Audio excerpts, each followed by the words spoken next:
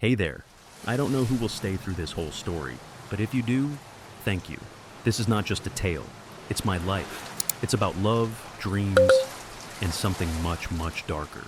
So please, sit down, take a deep breath, and let me take you back. I grew up in a small rural town in Minnesota. You know, the kind of place where the winters stretch on forever, where neighbors shovel your driveway unasked, and where traditions, old, odd, half-forgotten traditions, still quietly shape your childhood. My mom was fiercely proud of our Scandinavian roots. Even though we hadn't lived in Sweden or Norway or Denmark for generations, she made sure we remembered where we came from. We put forage out for the forest gnomes in winter. Mom would point to little footprints in the snow, swearing they were real. "Don't run," she'd whisper to me. "You'll scare them away." And the maypole? God, don't even get me started. Dancing around a giant decorated pole in the summer, clapping, singing songs I didn't understand. For a 7-year-old boy, it was pure embarrassment. But there was one tradition, one that stuck in my bones. On Midsummer Eve, if you gather 7 kinds of wildflowers and place them under your pillow, you will dream of your one true love. It sounds innocent, doesn't it? Charming. A little ritual passed down for generations. But when I tell you what happened to me, you'll understand why I can't hear the words "black-eyed Susan" without feeling like ice water is running down my spine. I was 7. My sisters, there were 3 of them, were obsessed with the idea of true love. They picked wildflowers every midsummer, giggling, whispering, dreaming of the perfect boy who'd sweep them off their feet someday. Me, I didn't care. I wanted to run around, throw rocks, chase bugs, not worry about love. But that year, they decided it was my turn. My oldest sister was 12, the boss. She marched up to me, hands on her hips.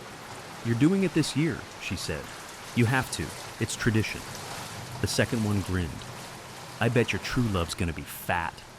The youngest piped up. "Statistically, she's probably Chinese or Indian." I rolled my eyes. They cackled, tied a ribbon in my hair, and dragged me along. We picked silky aster, blue-eyed grass, silver leaf, wild bergamot, blue sunflowers, round plum. But we were missing one. That's when I saw it. A yellow flower with a black center, growing right next to a rusted barrel. "How about this?" I said. "That's a black-eyed Susan," my sister replied. They all burst into laughter. "You're gonna marry a Susan! Little Susie Woo loves you who." God, I hated them sometimes. But fine. We bundled the flowers, and that night, I slept with them under my pillow. That was the night my life changed.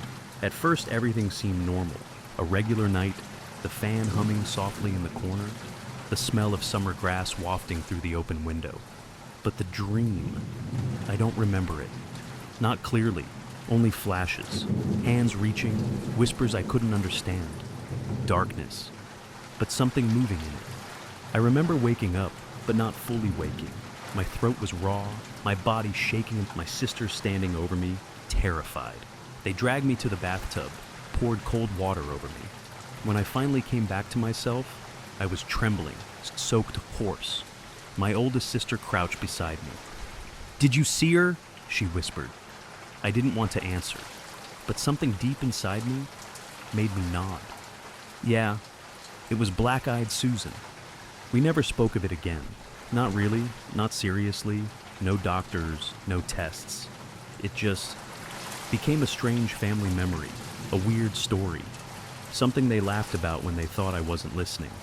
But every year, when midsummer came around, I'd feel a chill crawl up my back, a hollow ache in my chest, like something was waiting, like something was still unfinished.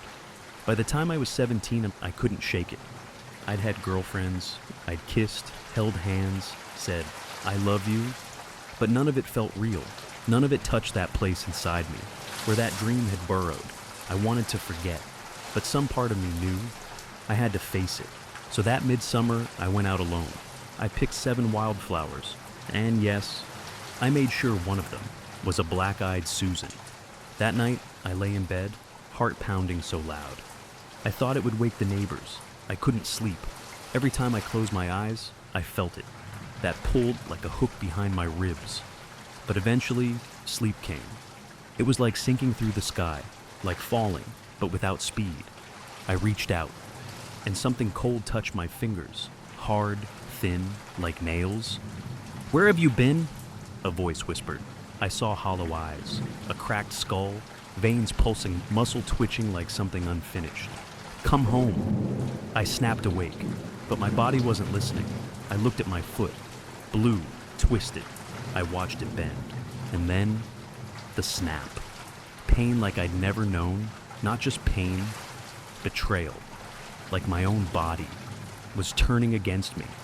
I screamed so loud, the neighbors called 911.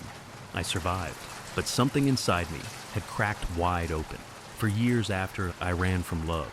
Short flings, surface-level affection, nothing deeper, nothing real, because deep down, I knew real love was waiting, and it was terrifying.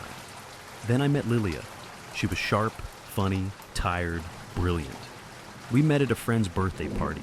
She was standing by the snack table, scrolling her phone, half here, half gone. I joked about the empty pretzel bowl. She looked up, snorted, laughed, and just like that, I was lost. We didn't date at first. We were just drawn to each other, talked late into the night, shared dumb memes, laughed, until one day we realized we didn't want it to stop. But even then, black-eyed Susan lurked. I couldn't tell her at first. How do you tell someone that your childhood dream left you marked, haunted? But eventually, I did, and to her credit, she didn't run. We decided to face it together. That midsummer, we picked 7 wildflowers. And yes, we ended with a black-eyed Susan. That night, we lay in bed, hand in hand. I could feel her trembling, even though she tried to hide it. I kissed her forehead. "I love you," I whispered. "I love you too," she murmured. "Come back to me." When sleep took me, I was 7 again. We walked through the dream together, her adult, me a child. Dust swirled around us, a moon so big it filled the sky, ruins stretching across a dead landscape. And then, behind a rusted barrel, a black-eyed Susan. The moment I touched it, the world shattered.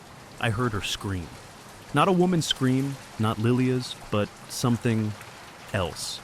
She was pulled away from me, time twisting, space stretching, rage boiling up. Where love had been, seconds for me, centuries for her. And then, I woke up. Life went on, but nothing was ever the same. I stayed with Lilia, but every year, the pull grew stronger. Now, I'm 47. Every midsummer, I gather wildflowers. I return to the dream, to the place where love and horror are tangled together. One day, I know I won't come back. One day, I'll stay.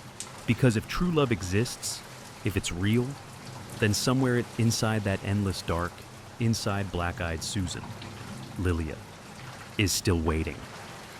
Thank you for listening. If you stayed with me this long, leave a comment, share your thoughts, and subscribe for more. Stay curious, stay careful, and I'll see you next time. Bye.